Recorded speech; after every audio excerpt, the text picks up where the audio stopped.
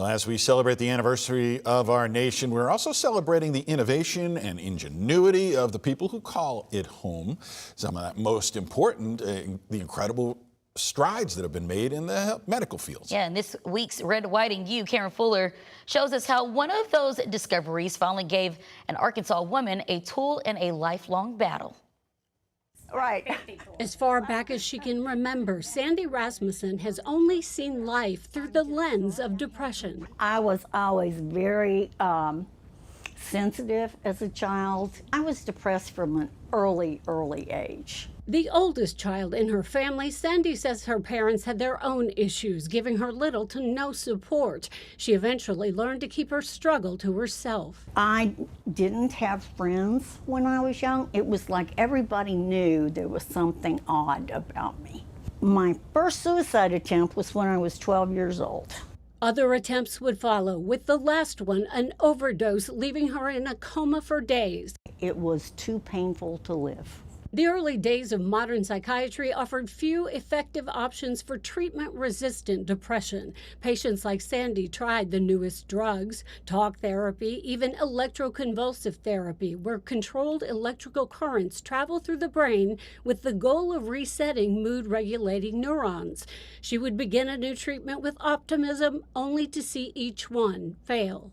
Then, in the late 80s, a new type of brain chemistry drug hit the American market. Psychiatry began buzzing over this breakthrough medication called Prozac. I thought, oh my God, a drug, finally. Sandy was optimistic, but just as before, the sadness returned. By then, she and her psychiatrist agreed they had truly tried everything.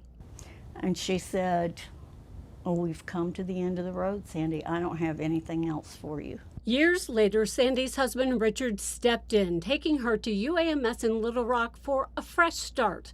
The couple learned of a revolutionary, non-invasive, newly approved therapy called Stanford Neuromodulation, or SAINT. SAINT uses brain mapping and magnetic stimulation to directly target the area of the brain where emotional activity is located. And unlike other TMS therapies, SAINT is done in 5 short days. But would it work, or would it be like all the others? When did you first begin to feel like something in you was changing? It was about on the third day.